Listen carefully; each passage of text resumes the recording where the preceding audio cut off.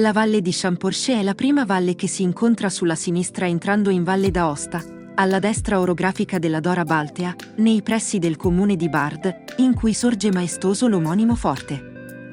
Forse non è conosciuta come le altre valli della Valle d'Aosta, ma forse proprio per questo motivo mantiene un rapporto con il proprio territorio che il turismo troppo acceso tenderebbe a sminuire. Il territorio ha visto nei millenni sia le influenze celtiche e la romanizzazione che ha interessato tutta la regione.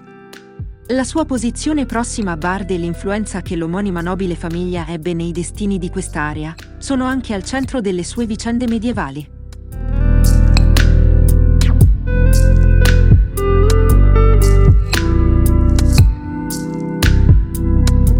L'attuale capoluogo del comune di Champorché è caratterizzato dalla presenza di ciò che rimane del vecchio castello medievale dei signori di Bard, ed il luogo prende il nome di Château proprio per questo motivo.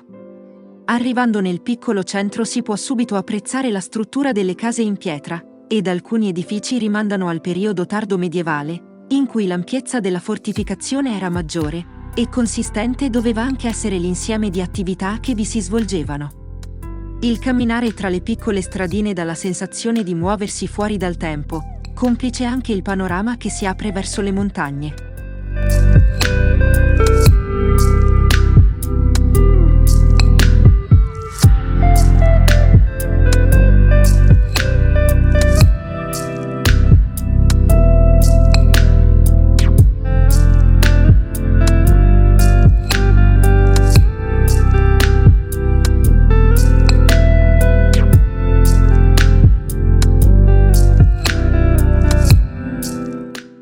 Le prime informazioni sull'originario castello risalgono all'XI secolo, anche se non rimangono tracce evidenti. La torre merlata invece, risalente al XIV secolo, era parte della struttura difensiva e di osservazione a cui era originariamente destinata tutta la piazzaforte. A differenza di altri castelli, la fortificazione di Champorché aveva una funzione prettamente militare e non residenziale.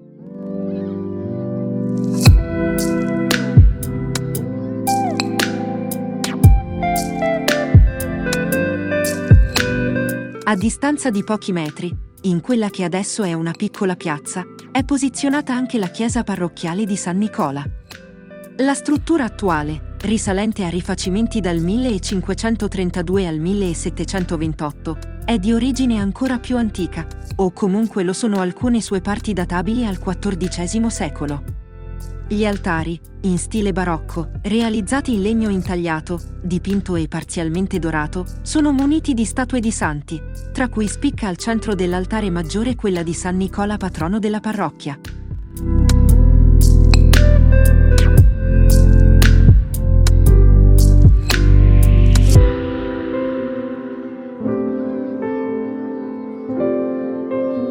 Nel 1242, Amedeo IV di Savoia si appropriò della parte del feudo della Valle di Champorché, controllato in quel periodo da Ugo II di Bard, insieme a ciò che restava del castello. Era l'inizio di quel legame che portò i Savoia ad occupare direttamente tutti i territori, ed il castello non tornò più nelle mani dei signori di Bard. Intorno al 1590, i Savoia vollero premiare alcune personalità dimostratesi loro fedeli, tra cui ricchi commercianti nobilitati, ufficiali dell'esercito sabaudo e funzionari di corte. Il feudo di Champorché e il castello passarono quindi di mano in mano tramite le cosiddette regge patenti a queste nuove famiglie nobili locali. Tra di loro si ricordano i Riccarand, i Bruiset, i Dalbard, i Tillier, i Reverden, i Freidotz. Compiendo qualche passo nella parte retrostante della chiesa di San Nicola, si notano delle targhe commemorative in marmo legate ai vari curati succedutisi negli ultimi secoli in questo piccolo borgo. Un altro segno che fa pensare alla vita e alle storie di popolani e nobili che queste antiche contrade conobbero.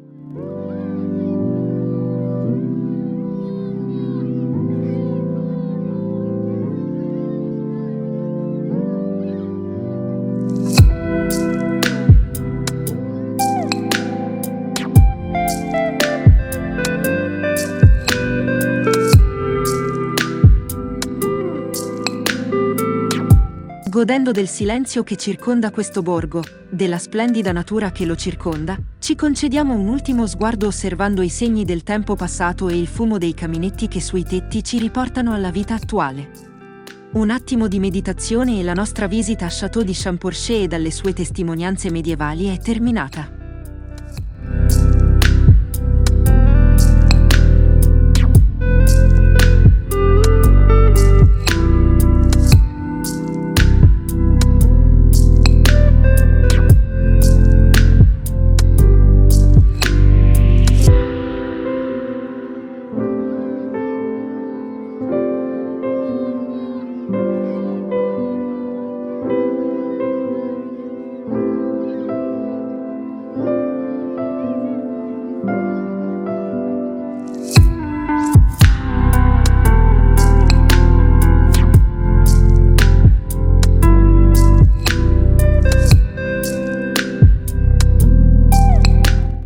Sperando che il filmato ti sia piaciuto, ti invitiamo ad iscriverti al canale Andalas.